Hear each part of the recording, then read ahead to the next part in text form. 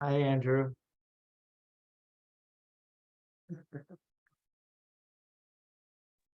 No. Rabbi. Something is going on. Like the way that the Zoom was set up is not, I know. I know. and Let me see. I renamed mine. yeah, so everybody, I'm gonna rename Maureen's for her. if I you can't. can, I can't. right? I like For Andrew. some reason, I like Andrew Schulman. He's a you nice know guy. what? He's a nice guy. I mean, it's We could all be him for a day, but then it's hard to talk to each other because then we're all the same person. I'm just not really very good at it. For all I know, everybody is sending me all the appropriate good stuff, and I just don't. It just doesn't register with me. But I'm willing to keep trying. Look for an email from Eva. Yeah, I will be. Yeah, I'm sure she'll probably just say, "I don't know what's wrong with this woman." I send her one every week, but I think what I'm gonna do is I will send, hi Tali. That's good. I'm gonna send an email now and just ask them to reestablish this Zoom. So we'll get a new link and then that way it'll be open. Hopefully that's all we need to do. It's nice to see everybody coming in. All right, so Hi, Laura Owens, who probably isn't there yet. I'm there. I'm just walking with my computer to my office, which makes people dizzy. So Okay. Good morning.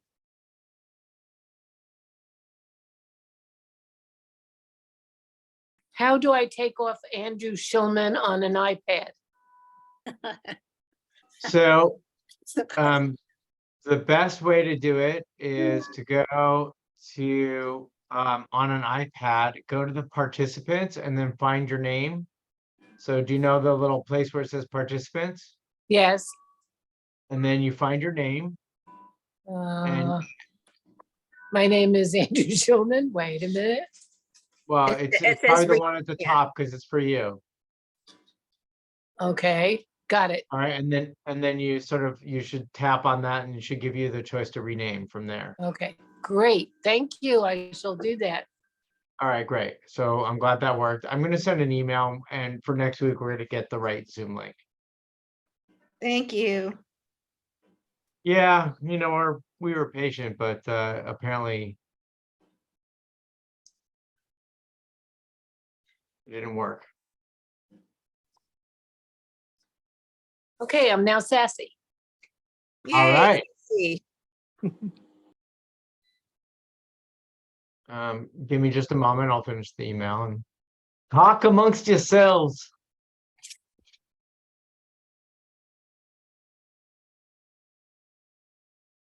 Good morning, Pam. Good morning, Alice. Happy anniversary, Alice.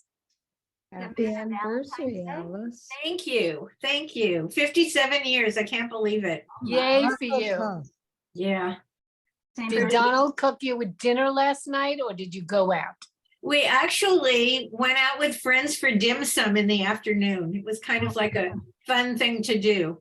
I love dim sum. Where did you go?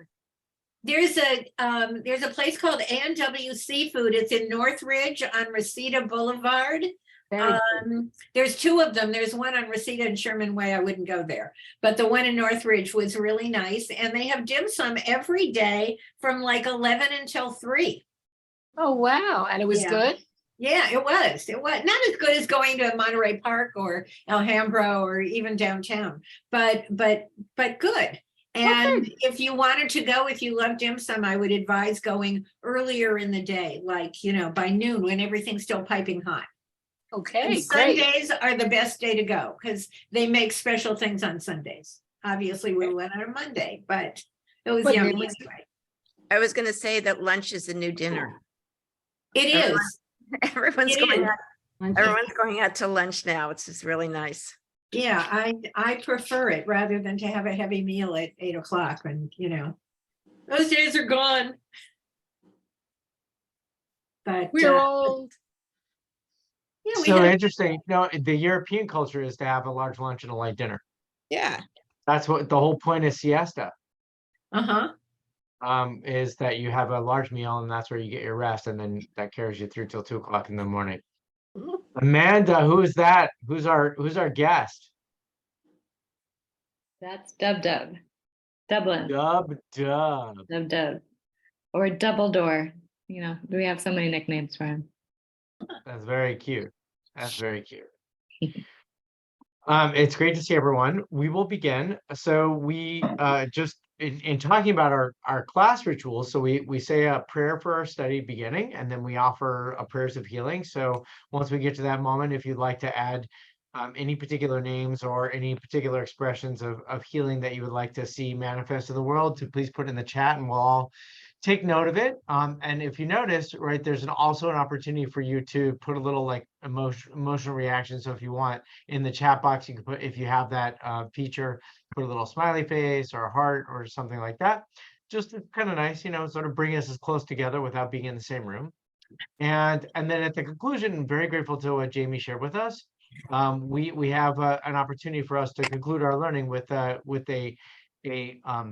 modification of it's called the Rabbi's Prayer. It's a conclusion of study, and it's a melody. So Jamie, get your pipes warmed up, and you'll lead us for us, because I don't know the melody very much. Okay, fantastic. So I'm going to share that. We're going to do our study.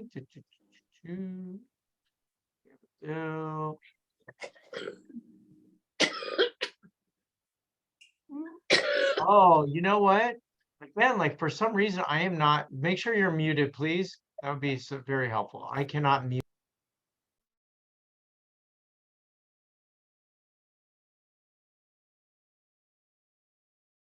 Well, you just muted yourself, Rabbi Joshua.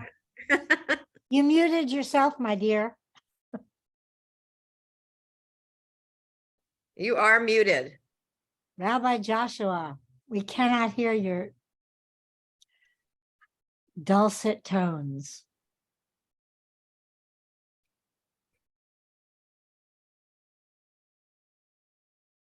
Can you hear me now? Yeah. Yes.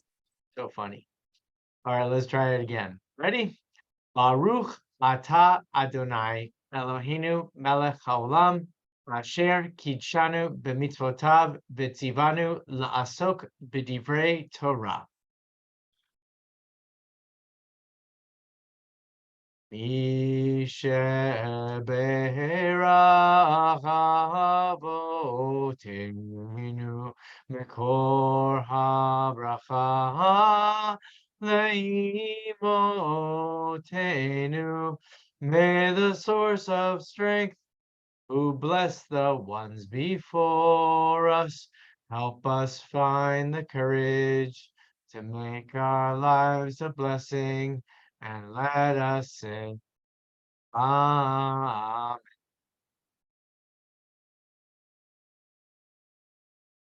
Mishe berach imotenu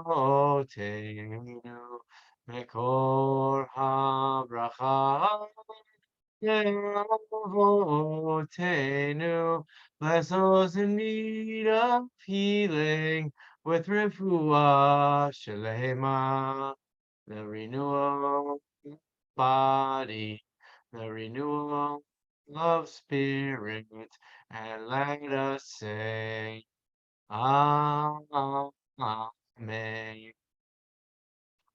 Thank you, everybody, for adding all of these names of healing and strength for those in need, and also to bring strength for us as students who are learning today.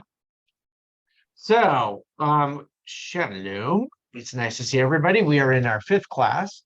How about that? It's like we're really plugging along. And in our 5th class, what we're going to do is we're going to now talk a little bit about 21st century learning opportunities, and actually in particular, you'll see there's sort of, you know, the life cycle moments of relationships. So when we talk about a particular aspect of our learning today, which is a new ritual, but it is sort of classified in this particular category, has less to do with perhaps a certain standard of knowledge that you acquire, but really sort of the preciousness of the connection, that relationship that one develops at a certain point in time.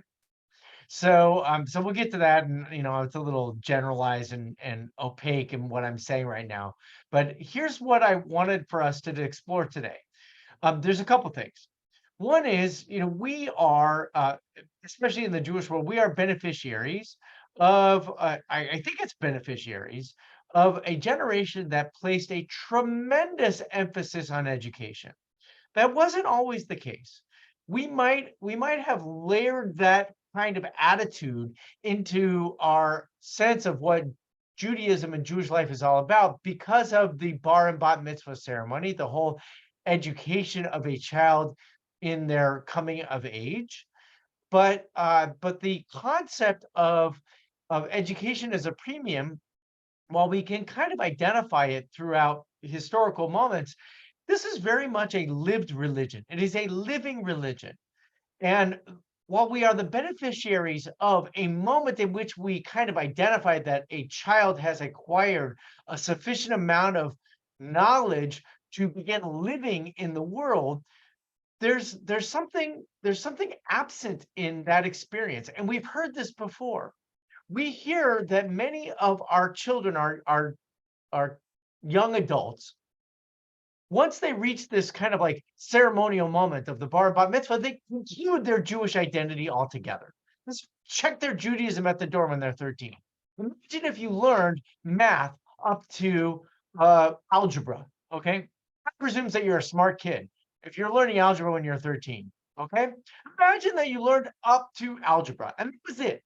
You would say, you're right, you have a sufficient amount of math to, I don't know, go into the market and make some change and maybe do some sort of like, calculations and figure out unknown variables using some kind of like math.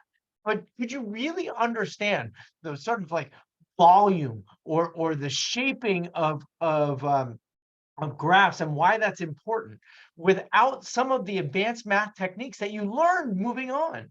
In other words, you can be a certain level of competency in the world by age 13. But for the most part, if your learning stops there, you are arrested in your development. And we see this with many of our Jewish children. It's a dilemma in the Jewish community because we have maybe 2 generations now, maybe 3 generations of young Jewish people that kind of concluded their formal Jewish education and also their sort of informal Jewish education at age 13. Why? Because there was a standard that says, this is the moment that you're considered, you hear this all the time, today I become a man. You're considered a Jewish adult. Nothing could be further from the truth. If you remember last week's class, we talked about how we sanctify or we acknowledge the transition of concluding a piece of text and preparing ourselves to learn or to return back to the learning that we acquired from a particular text. The idea that lifelong learning is inherent, it's cooked into the Jewish identity, is an important one, but it's not something that has been perpetuated in the practice of Jewish life.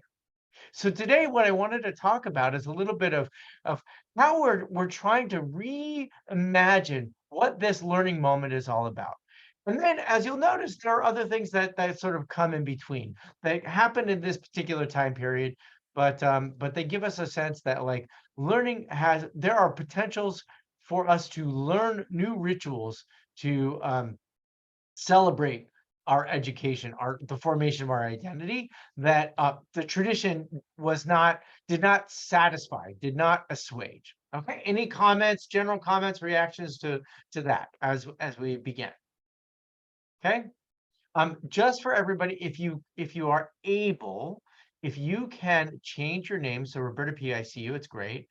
And I'm not sure who this Andrew Schulman is with their screen off. It's okay if your screen is off. And you just go to either It's Tracy McKendall, I think, and I'm in my car. When I get home, I will come back on my face. No problem. We know that this Andrew is Tracy, and that Andrew is Roberta P. Yes, Judy. Good morning. Just FYI, there's all kinds of messages in the chat, and they say they're coming from me. I have not put one message in today, so I don't know what's wrong with the chat. Yeah.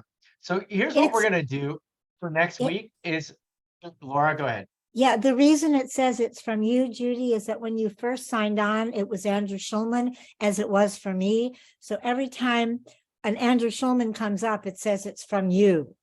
Same thing happened to me, so don't worry.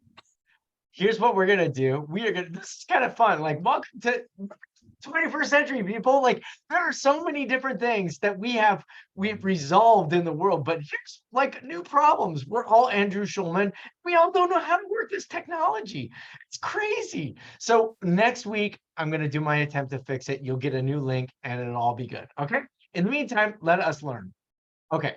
So the first thing that I wanted to talk about today is actually it's about terminology, and it's about identity. And this is actually sort of a burgeoning conversation. The article that we're reading from is taken from 2019. So, it's 4 years old. It's just about 4 years old. And this is the question about what do we do, not only in the Hebrew language, but in the growing the growing area of identity of non-binary individuals. Right. So are they a bar mitzvah or a bat mitzvah or a transgender? You might have been born as a female, but you identify as a male. So what do you call yourself when you reach this life cycle moment, this milestone? And here's an interesting thing. So Laura, do you feel like reading? Sure. Great. Although I didn't print it out and it's very tiny, so I have to move my face close. How's that? There we go. That's better. Okay. In recent years, more people have been questioning or exploring their gender expression, including teenagers. In Jewish circles, this process can coincide with the time for bar and bat mitzvahs. To make space for transgender and non-binary teenagers, more synagogues and Jewish communities have adopted they mitzvahs or b'nai mitzvahs or b mitzvahs, as other congregations call them. People want to have their whole lives reflect who they are, including major rites of passage, said Rabbi Rachel Timmener, the senior rabbi at Congregation Beth Elohim in Brooklyn. The traditions of Judaism adapt every generation, and this is one of the needs of our generation. Thank you very much. Right. So when we're thinking about this, it's very important that when we talk about, so I want to pause and just reflect. Okay. I want to pause and reflect on the last statement that the rabbi made. And if anybody knows Rabbi Rachel Timmener, she was actually she was the associate rabbi at Leo Back Temple here in Los Angeles. And then she went to Beth Elohim, which is a fairly progressive Reform congregation in Park Slope. And she's thriving. I believe that she uses she pronouns, but she's also she's a lesbian, and I believe kind of like sort of androgynous almost in her sort of identification. And by the way, just parenthetically, there is an incredible story, Jewish story about her family that they talked about with a family member. I think it was her father, who wanted to actively die, was sort of like pursuing active euthanasia, and it was all about the sort of Jewish conflicts related to that. As another subject, it's a very, very interesting documentary, and I'm really grateful that they put it out into the world. But the point that is brought up in this moment is people want to be reflections of their entire selves. And when you enter into a life cycle moment, whichever life cycle moment it is, you want it to be a reflection of yourself. So that first is a statement to be reckoned with, right? And I think we probably were, at least socially, we were demonstrative of certain identities, and we people into certain categories of identity in order for, and we almost forced people to identify in a particular way so that they would conform to the ritual that was being performed, like a bar and bat mitzvah, right? So, Jewish kids fit these boxes and their identities fit these boxes. And even if they're a little bit on the outside or whatever, we just push them in there and that fits and everybody's happy. That seems like that's kind of a natural sort of human response to things. We have a natural tendency to stereotype, to create formations of identity based on what we assume are the sort of like commonly understood sort of standards of behavior. But we're in a time particularly in this, sort of era of the 21st century in which those identities have expanded definition and there is recognition for those expansions. Okay. So, just take, for example, we're looking at our class and Adam's not here to represent, we talked about this last week. We have largely a female class. Okay.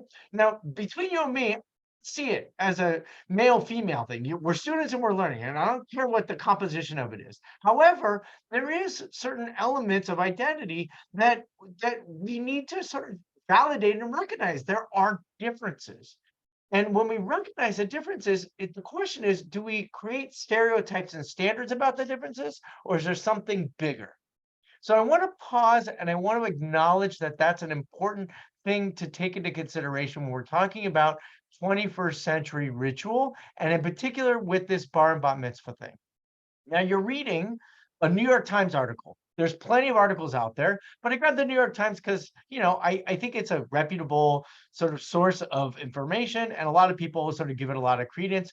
And in it, it talks about in 2019 how there is a growing movement in the Jewish world to expand the definitions of our language in order to include the varieties of identity, calling it mitzvahs, calling it a Kabbalat mitzvah, calling it a Simchat mitzvah. These are all Hebrew words. Kabbalat mitzvah means receiving the mitzvah. Simchat mitzvah means celebrating the mitzvah. And a mitzvah here is, rights and responsibilities as Jewish people.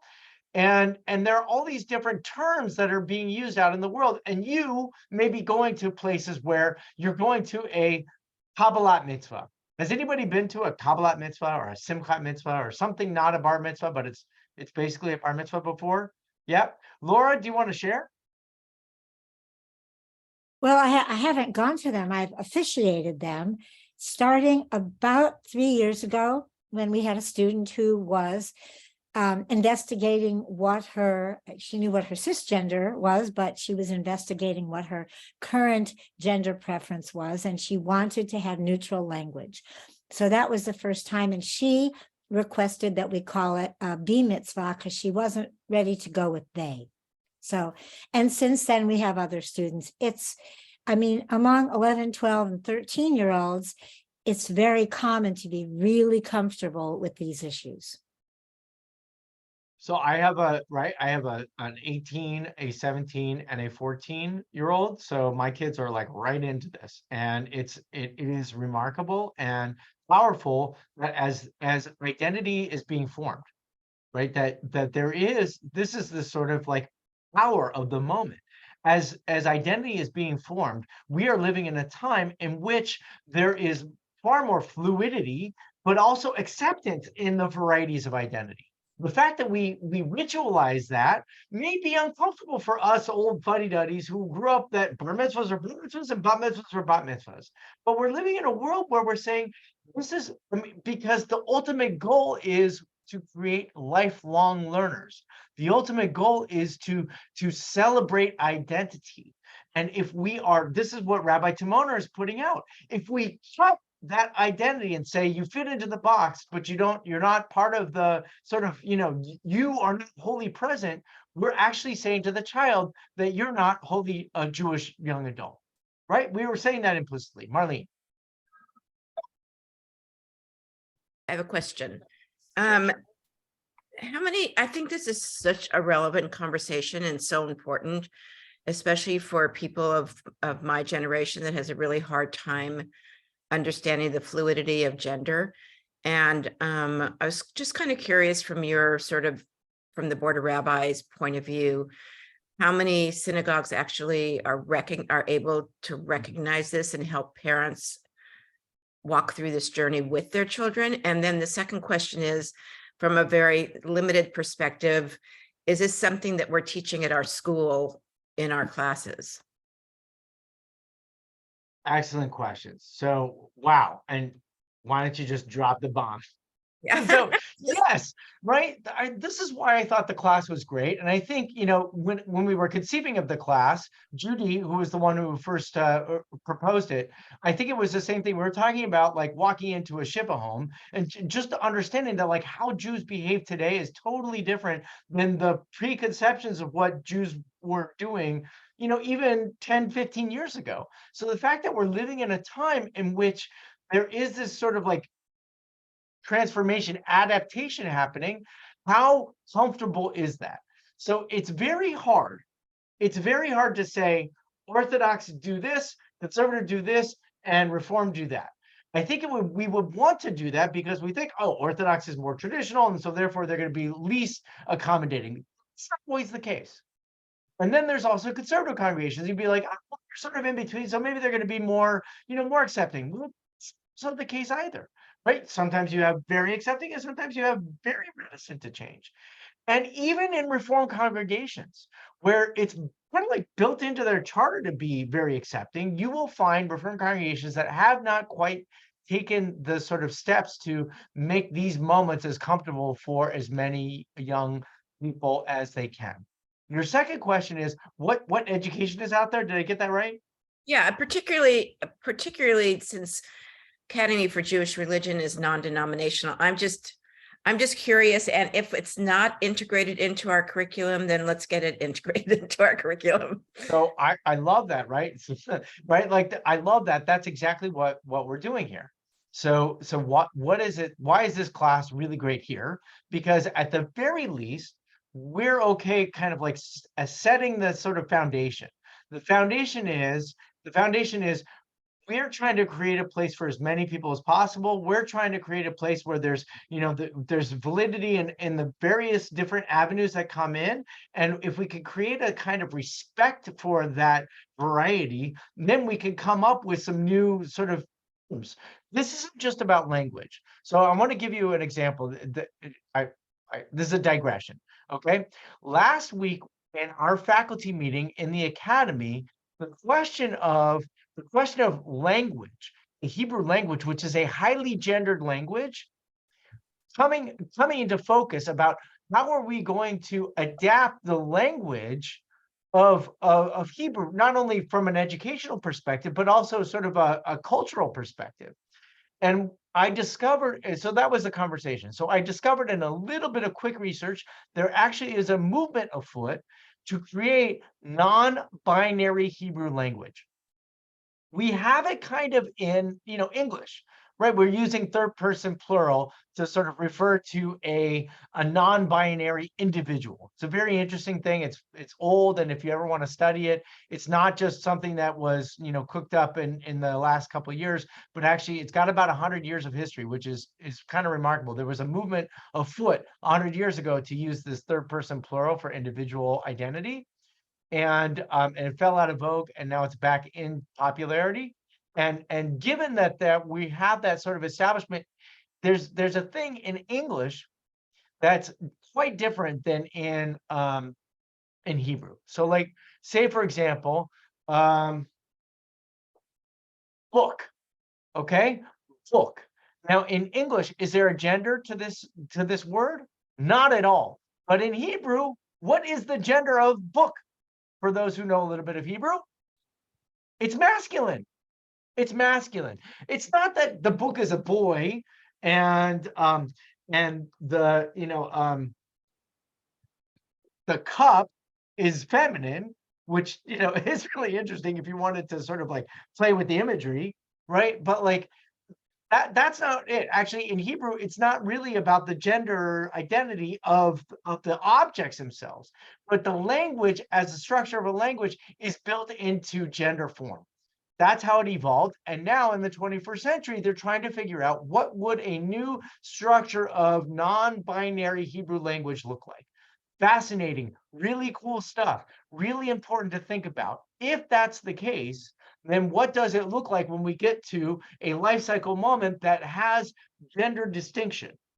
Okay, so this is the part that, I just wanted you to sort of have a little flavor of when we're talking about the ceremonies, because we're going to go back in the text. But let me pause.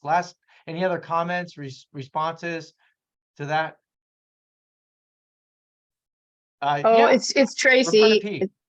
Oh, Tracy, go ahead. Tracy, go ahead, and then Just really quick, and I'm about to get on video actually anyway. But it's just interesting to me. This just seems like as we get through each of these life cycles or these rituals, we have something else that's a much broader issue that we're dealing with. So this time it's identity, and I or gender identity, and it was sexual preference, right? And now it's actually gender identity, and sorry, I'm just sort of rambling, but back to the person who brought up the issue of what are we teaching now? What are you teaching in the education, in your education program? That now it's more about trying to find a place for everyone, and anyway, sorry, I'm just rambling. You said, does anyone else have anything to say? And I'm rambling, but you were I feeling something. apologize. I was No, feeling something, and I was walking in from my car and not very coherent about it.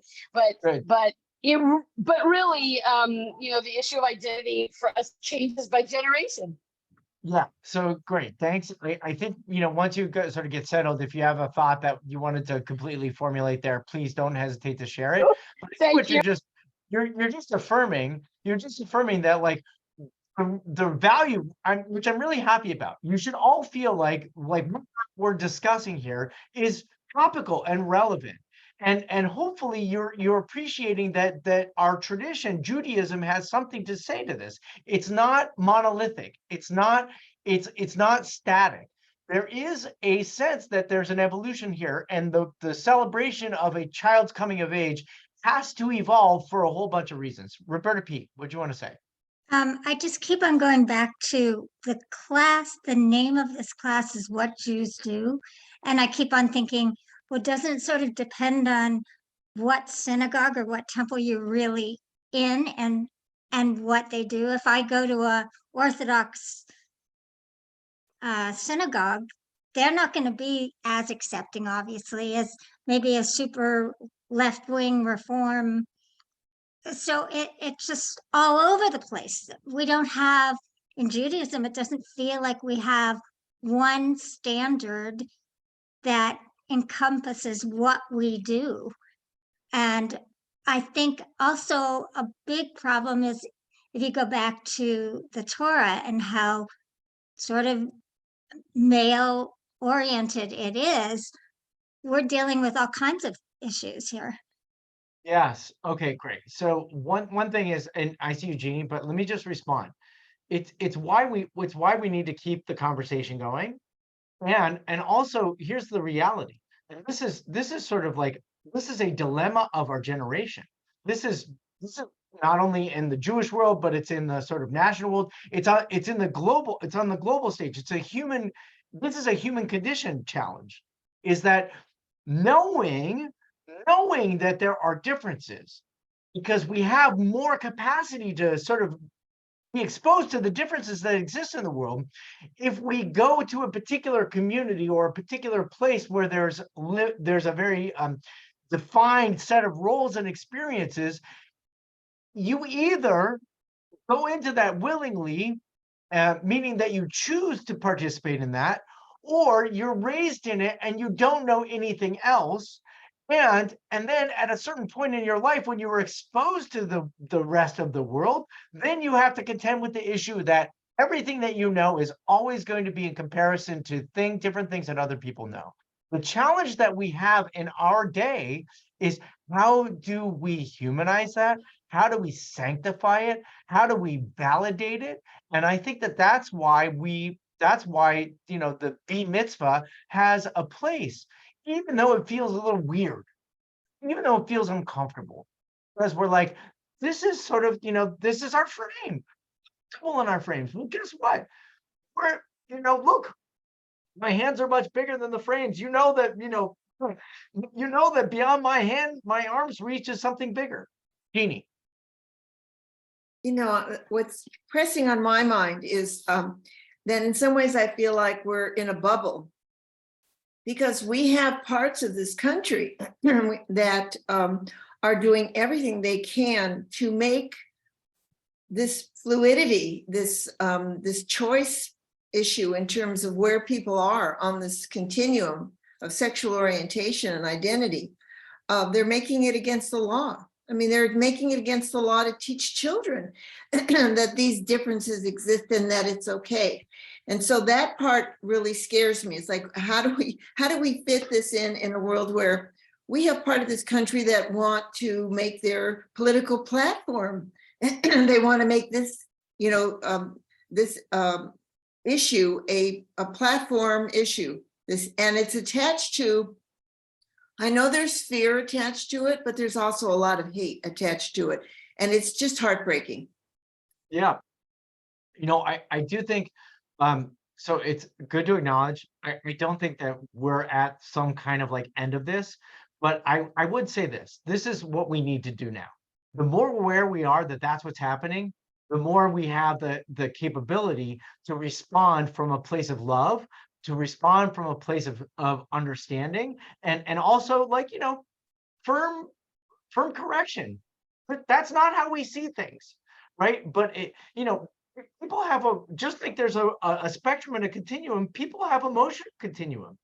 And so the thing that we do best in community is we figure out how to balance people when they're feeling a little bit more this way, so that we can kind of like bring us to a little bit more this way, and recognize that sometimes a little bit of this way is like, beyond the pale, and we have to figure out how to sort of like move together, and there's a patience in that, there's a sanctity in that, there's actually a lot of potential for that. So I appreciate the comment, and I think that we need to keep working on it. Judy, then Lauren. Well, I'd like And to go Marlene. back to the question that I thought was really potent about what's the conservative movement doing about these questions, because it takes so long for the Rabbinic Assembly to come across and make these decisions. I mean, going back years ago when gay marriages became legal here in California, and the discussions at synagogues as to whether or not it was up to an individual synagogue and rabbi, whether or not they would permit gay marriages to be done in their sanctuary. And I know at our synagogue, we had a 3-session conversation, open conversation and dialogue. How long is it going to take for the conservative movement to acknowledge these changes? I mean, it took years for, women to be able to read from the Torah. It took years for a Simchat Bat to be done at the Torah reading and not on a Friday night. These kinds of things do take time. It's not just up to the congregants. It's really up to the conservative movement, who gives the direction to the rabbis, if I'm not mistaken. So what's the curriculum going on in rabbinic school? Yeah. So I would say like your comment connected with Jeannie's is where we're set, right? This is where we have to be, right? Which is what we see isn't satisfying, but how long is it going to take us to get to a place where it is satisfactory? And I think the issue with a world that has become exceedingly accelerated to the point where it's actually, almost hard to catch up, the reason that there are movements that are imperiled is because they don't have the capacity in their structure to sort of keep a pace. And that's a dilemma. So basically, I'm not going to answer your question because we're on recording and I don't want to I don't want to get thrown out of my rabbinical assembly, but I do recognize that it's a big deal, right? And there's something about, so just take it out of that without the statement that I just made. Time is a factor here. Time is a factor in our lives.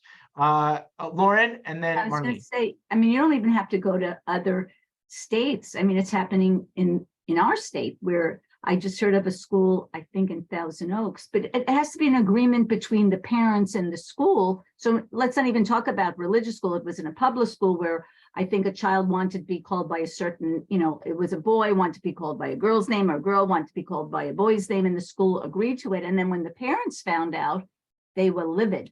You can't do this. His name is Joe. He's going to be called Joe. You could call him, Nancy. So it has to be an agreement between the parents and the administration, or the parents and the rabbi, or the parents and the congregation.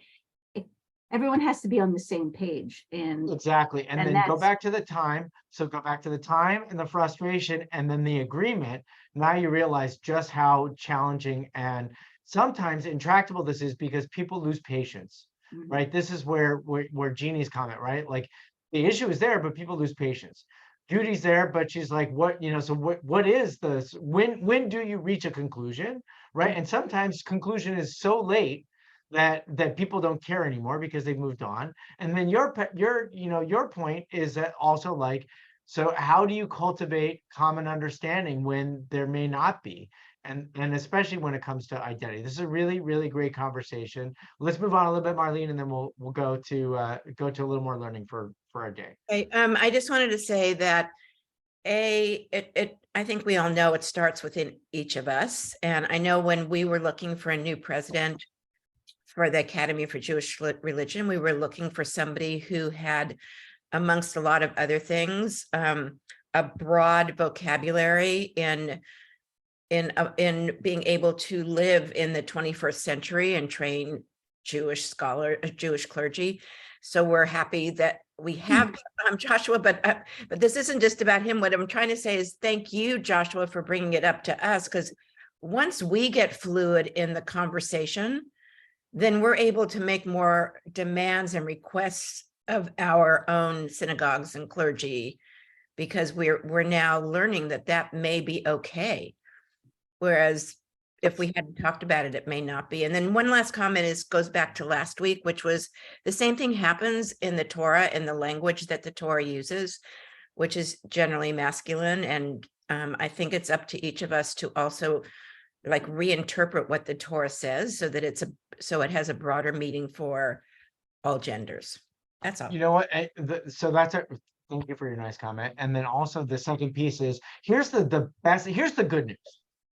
Judaism has been an adaptive expression of cultural identity of human community since its inception, and it's always been changing. So for us to kind of like put the layer on and say it was written in the language of the masculine is totally inconsistent with the thousands of years of text that has evolved. In particular, just think about the mystical tradition, which uses feminine language so comfortably. It also uses masculine language very comfortably. So I'm not going to say that it's like great. Right, there's lots of like heavy overtones about gender identity in text, but the fact that there is a potential for us to continue to reinterpret it is the most dynamic thing that we contribute to the world. It's not that Judaism says we've got this bar mitzvah thing, and that means that you've got to fit into the bar mitzvah mold, and once you fit into the bar mitzvah mold, then you're a good Jew. Right? No, I mean, look at how much failure that has been in the Jewish world for us pretending that was the outcome. Right? And parents, the issue is parents were not properly equipped with the language and the tools in order to convey to their children that their heritage is something far more expansive, far more flexible than what it was that they might have originally perceived it to be. And that's a great thing. So let's move on, only because we have a few minutes, and I want to get to two things that I think are really precious about 21st century ritual that you'll appreciate. So the next one, I want you to see like, this is not end all be all. In fact, it's just an example that I grabbed. Okay, Rabbi Mike Knopf is a colleague, and he and his congregation, they basically said, look, we look at this ceremony and look, bar and bat mitzvah, right? So they have, they're limited in their language. This is from 2015, so it's already 8 years old. I mean, they're like, they're ancient in the Jewish world, right? So, but look at the basic sort of understanding. So it says coming of age ceremonies, this is what we're going to do, right? We're basically framing it with the three foundational principles of what defines Jewish identity. Sacred wisdom, I'm going to scroll through and come back. Okay. Sacred ritual and spirituality, and then sacred deeds of loving kindness or action. Okay. Torah, avodah, gemilut chasadim. Okay. And basically what they said is like, look, there's a formal education part, but you know what? We're going to do it private because not every kid is going to thrive in a formal education environment. Okay. You could read this at your leisure. I'm just basically summarizing for our point. Family learning. Formally, we're doing family learning, exposing our children to as much of the Jewish world as possible. It's not just something that you get out of a book and you take a test and you pass. It's experience. It is in the language of Rabbi Abraham Joshua Heschel. Judaism is taught, not taught. Okay? There's some kind of like ritual prayer language that has a formal framework to it that we want kids to be engaged. And then also, certain things with acting out in the world. Now, here's the piece that I wanted everybody to see. Okay, and I'll just read it for our point. Of course, every child and family is different, so the exact engagement in this area will be part of a plan each family determines together in conjunction with the clergy. My temple leadership and I believe that this new process, our reconceptualized values, our refashioned standards will make a family's bar bat mitzvah experience more joyous, meaningful, and empowering. We believe it will strengthen families' Jewish and communal commitments, inspiring them to remain deeply engaged with the temple and Jewish life following the ceremony. And ultimately, we believe that this revitalized process will have reverberations throughout the congregation, infusing everything we do with more purpose, strength, and continued vitality. Oh, that sounds beautiful. I want to take away. Let's take a step back. We're not going to go in depth because it's actually not. It's not important to go in depth in the process. What is your sense? This is a common expression from most congregations in North America. What's the takeaway? What do you take away from what you just read, what I just read to you about the significance of this life cycle moment? What are some of the takeaways? Judy. I think it's in a very idealized setting. I think go ahead. I'm yeah, sorry. I think it's looking through rose-colored glasses because a lot of families in we're talking about today, are not willing to make the commitments, all those things that you just put together. Well, I would just say it's idealistic, it's forward thinking. Okay. Before we get to the sort of why, not like sort of what's the sort of, impetus of that, just the simple fact that it's forward thinking. So wait a minute, just put ourselves back into perspective. This is a ceremony that's supposed to celebrate the culmination of learning, meaning that everything that was led up to this moment. Remember last week, by 5, you're supposed to study the Bible, and by 10, you study the Mishnah. You have a certain body of knowledge that you have acquired to this moment. This is the exact opposite. It flips this on its head, and it says this is all about future orientation. But it's also, okay? It's also, I don't want to be the devil's advocate to what you just said, to forward thinking. In some respect, it's backwards thinking. When my children were growing up, they didn't have a choice. Hebrew school is 3 days a week. I don't care what your friends are doing. I don't care what you're giving up. Yeah. This is what you're going to do. And that's the edict. My grandchildren don't grow up with that parental philosophy. You don't want to go to Hebrew school? Okay, we'll find an alternative, or we'll hire a tutor, or we'll whatever. I think we talk about coming of age, and unfortunately, from the parenting that I know today, that I see, no, we used to sit down and everybody ate the same food at a dinner table. I don't see that anymore as much. So yes, it's forward thinking, and yes, we're looking to educate the child to become a Jewish adult, but it just seems like a lot of Jewish adults end up choosing to do that on their own rather than being forced to do it between the ages of 8 and 13. That's just a personal observation. It's a fascinating observation. And I think we can also, so just to sort of add, I won't have to do it, but we can say exactly what you said in a positive, not in a happy, but in a positive light, because that's also sort of like, it's a reality. What I think you've just identified as reality, good, bad, and different. I'm just saying that what we could do is sort of reflect upon what's the potential in that, Laura, because there's potential there.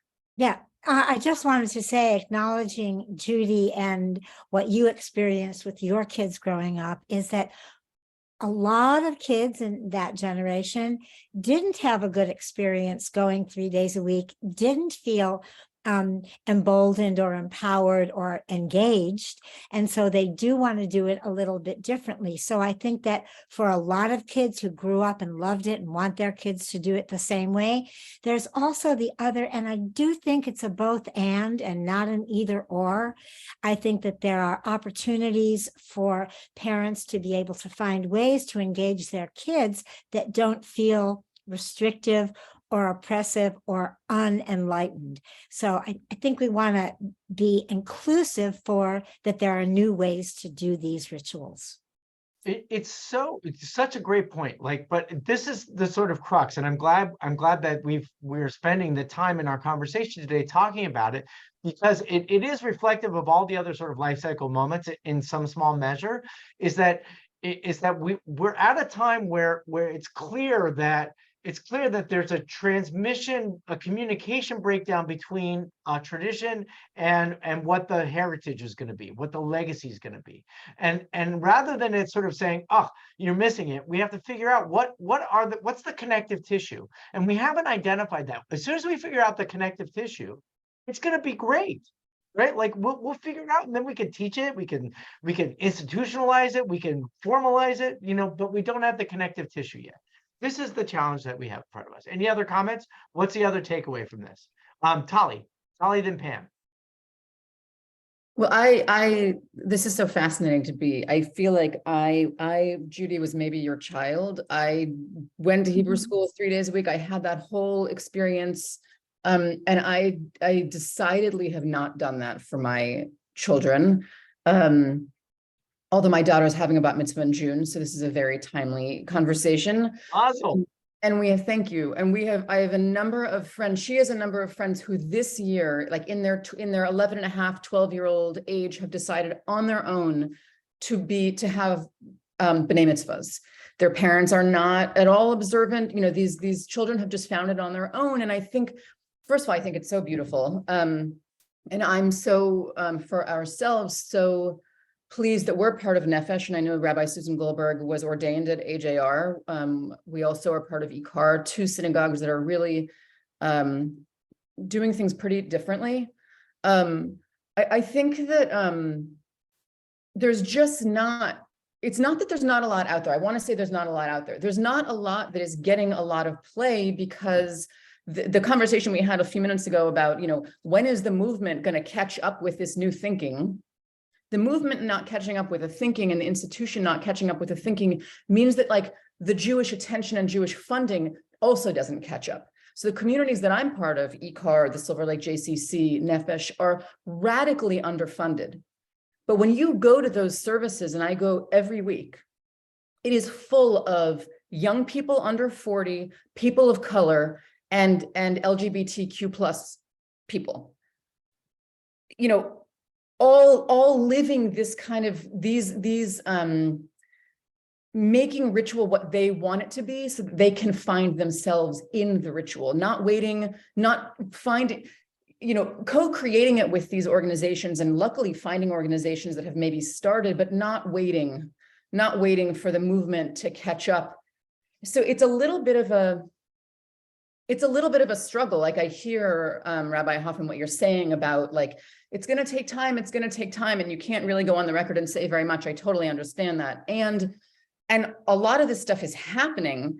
And how does the stuff that's happening, which is beautiful and miraculous and experimental and fully like Jewish, right? This is Jewish. This is not like Jew light. This is not like, it actually really is Jewish. serious Judaism,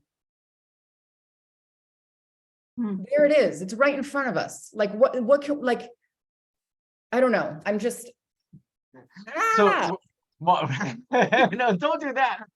Don't go Howard Dean on us. Anyway, so, but you know, the point is that, like, yes, right. This is sort of the nexus, right? Is that things are happening, but I think what may be frustrating is the sense of the sort of like normative Jewish community, or the sort of like institutionalized Jewish community, which is breaking down. Meanwhile, there is thriving and vibrant expressions of Jewish life, and a lot of hand wringing on the side of the sort of like, you know, the normative Jewish identity. And the truth is that, yes, that's exactly what's happening.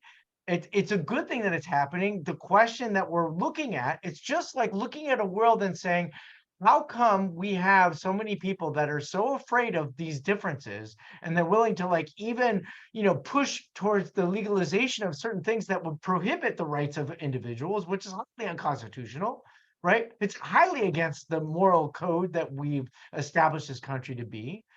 How do we situate ourselves so that we can not only feel that what we're seeing and experience is authentic, we can support those places that are authentic? That's what's happening right now. I wouldn't say that, like, we, you know, the frustration is perhaps why didn't it happen sooner? I think that's what Judy's saying. Like, how come we can't do this sooner? And I'm with it, right? Let's make it happen. I That's think the there's thing. that. And I think also funding. If these organizations were each given $10 million, they would know how to spend it and they could do unbelievable work. But there's just too much fear, I guess, fear of change, or Maybe, things move too right? slow. Like, it's good. But put the pin in that conversation because it's a really good one for another time. Amanda. Who's talking? Yeah, this is beyond timely, and I'm in this conversation all the time. It's timely in that my son's bar mitzvah is this Shabbos, this Saturday. Mazel tov! So I can't believe I'm even here. I'm a afraid mess. But and I'm a bar mitzvah teacher myself, and I have worked in all of, I have like had experience in all of these kinds of institutions, a group kind of like Nefesh and Ikar for my daughter 5 years ago, and seeing that was too Jewish light to where my son is at, which is at a modern Orthodox, where he doesn't have to lead the whole service and have to be the rabbi for the day. He doesn't have to lead all the prayers. He's just called to Torah. He just needs to have the Torah learning and like speech. And then where I've worked is a conservative, so it's kind of in the middle. What I see there from the conservative rabbi is she was trained by maybe someone like you, Rabbi Hoffman. I think that the training of the rabbis and the training of the clergy is what helps those rabbis when they're in their workplaces, whether they're in a reform, a conservative, or wherever synagogue that they're at. Then they know that, like, they've had this conversation and they've had this orientation to how to meet families well and how to meet youth well where they're at in this modern day. So even though it's a conservative synagogue, she, as the rabbi, knows how to tailor. If there's certain kids who all they can do is, you know, say the Aliyah blessing and give a davar or whatever, she's gonna do it that way, as opposed to like making them have to have gone to, I mean, she does still make everyone go into 2 years of learning in the synagogue, and that's not the model for all kids and families. But yeah, I'm just seeing all across the board these how this is getting tweaked. And I think education of rabbis is where to place the emphasis to be able to update the tradition. Yeah, right. I think, like, so it's a wonderful sort of like, you know, conclusion to our learning on this subject today. I don't think, first of all, fascinating conversation. I hope everybody was sort of holding engagement in this, because it's fascinating and we need to keep talking about it. We need to explore it, and the exploration, not only in this group, but to have it in the sort of circles. This is Tali's point. Like, you know, how do we continue to expand these kinds of conversations, because they are fundamentally some of the most important conversations that we need to be having, because they shape the character of who we are and what we do. So if we could do more of that's the conversation. So for my beloved leaders of the Academy for Jewish Religion California who are in this class, who know this is the kind of conversations, these are the kind of conversations that we feel responsible to hold. And so it's our hope that in a year's time, we're bringing together these kinds of conversations so that we can talk about that. Remember, the faculty meeting talking about non-binary Hebrew is not a small thing. It's a big thing.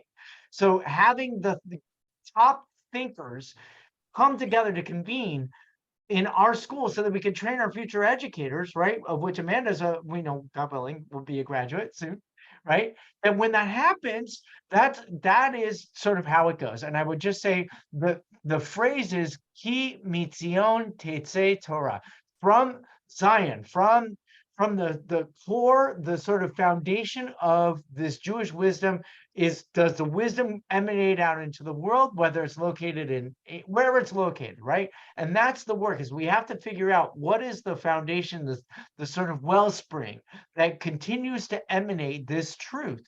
And when we do that, it's all of the sort of things that are limitations in the world, they melt away, they dissolve, because there's something sort of fundamental and essential to our human experience, no matter which way, whatever gender that we express it. So very quickly, Pam, and very quickly, Marlene, and then we have to conclude. I want to give you a couple things before we go. I would feel remiss if I did. I just wanted to say that not to be a contrarian, because I think what you're talking about is extremely important for the future of Judaism. But I want you to know that I only took algebra, stopped there, and I'm a successful CPA. And I had no Jewish training at all. I was told I was Jewish when I was growing up. At 55, I had a bat mitzvah. And I think that there are different paths for different people. Wonderful, right? I don't think it's contrarian at all. It's the point, right? It's great. By the way, you couldn't become a CPA without getting further training. I mean, it's not about algebra. It's that you needed training, right? And you couldn't have become an adult bat mitzvah for you in your own life journey unless you had a certain amount of life experience that would prepare you for that. That's the point.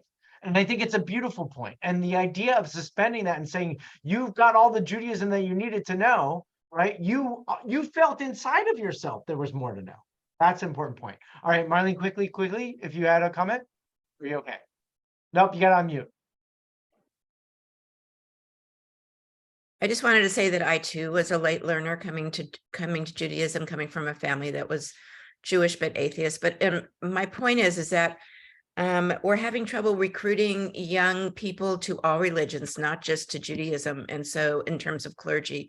And so for me, part of this conversation is to make sure the tent is broad enough to create sustainability for our religions so that they're inclusive of the young people today and what they feel religion is to them. Yeah, right. I mean, like, it's a redefinition. This is what they said in 2000. They said this concept of the sovereign self, right? That like we are the sort of, I mean, almost at the tip of our nose, right? All of our existence is sort of contained in this body. That's a very powerful modern sentiment. Okay, that was a very important landmark study. A couple last things I want you to see in the chat. First of all, we're going to fix this for next week, but who applied to HEC Rabbinical School almost 40 years ago? Who said that? Tracy? Okay, good, right? And I would hope that one of the reasons that they didn't take me wasn't because I was incoherent, because right. I apologize for my earlier comment. I'm like, oh my God. Okay, we got you. No, it's great. And then also, you're right. I don't know if you put that in, Tracy, but the Latin-based languages, right? The Romance languages all have gendered nouns. That's true as well. So it's just the fact that, like, we have a language that, bottom line for the statement is, language evolves for the one express purpose. Language exists for one express purpose: to connect people together and create mutual understanding. Doesn't matter what words we use. It could be gibberish. As long as we both understand what the gibberish means, that's good. That's a challenge that we have for us. Okay, so I want to just say one thing, Tracy, hold on. I want you guys to see in the chat, I put a thing for what's called a bar mitzvah. Okay. If you have not seen a bar mitzvah, it's important for you to be aware because it is growing in not only popularity, but significance. The animals that we take into our homes are precious to us. And I copied some of that into our text, and I want you to read it because you will see that there is a shift in understanding. There's a sensitivity. If we can be sensitive about the relationships that we have with our pets, how much more so we can continue to be sensitive about the relationships we have with other human beings. Some people find their relationships with their pets more powerful than they have with their human being relational connections. And I think that this is really like, it's instructive, people. This is what we're talking about when a bar bat mitzvah or a b mitzvah or b'nai mitzvah or they mitzvah or whatever you want to call it, right? That moment is about as much about what Marlene is identifying as the self, kind of like entering into the world as a self, an autonomous self, as it is about the self not being complete without it being in relationship with other people. That, by the way, is going to be a lead into next week's class when we're talking about promises between people. And then the last thing that I wanted you to see in the text is that there is a ritual for a driver's license, right? Which is, we talk about when I was a new rabbi and I was trying to sort of like help young families understand the most important, significant moment of a young teenager is not their bar bat mitzvah, it's the day when they get the keys. And what is it? Because that is a time of autonomy and of responsibility. And like, and if you ask kids at that age, like, what does it mean? It's about the sort of keys. The whole point of the ritual of rite of passage is what does it take to enable a person and a family to trust that that kind of autonomy and independence is worthy of operating a very heavy piece of machinery in relation to other heavy pieces of machinery. That's a big piece to hold on to and worthy of ritual. So we've been over for a couple of minutes. And last, yes, Tracy, go for it. Just a very quick sort of open-ended question, not for us to discuss today because we don't have time, but we've talked about the identity in terms of gender identity, but we have not, at least for the bar mitzvah, talked about any sort of broadening of ethnic identity and talking about how you become an adult Jew, not just based on your gender, but based on your cultural background or your ethnic identity. A really great point. And I will say in our school, we're starting to tackle that. We're trying to figure that out. So it's a great thing. Can you guys see this? It says it's paused. No, we see a whole bunch of stuff. No. We see all your documents there. There we go. All right, do you see it now? Yeah. Do you see my emails? They're like, they're clean cancer. All right. Jamie, are you with us? Yes. Would you help us lead our conclusion for our learning today? Sure. All right, thanks. Just trying to think of please how join us. people, Please, how I could teach this, but I don't have on one foot, teach don't it. have an idea. I won't. Just sing it. For our teachers and their students and the students of their students, we ask for peace and loving kindness here and everywhere. May they be blessed with all they need. And let us say amen. Together, we ask for peace and loving kindness. And let us say amen. We ask for peace and loving kindness, and let us say amen.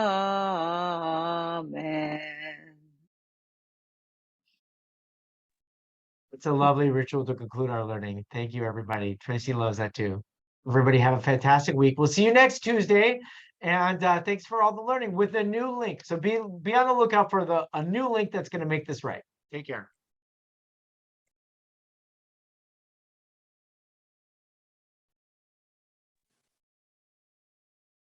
Bye, Roberta.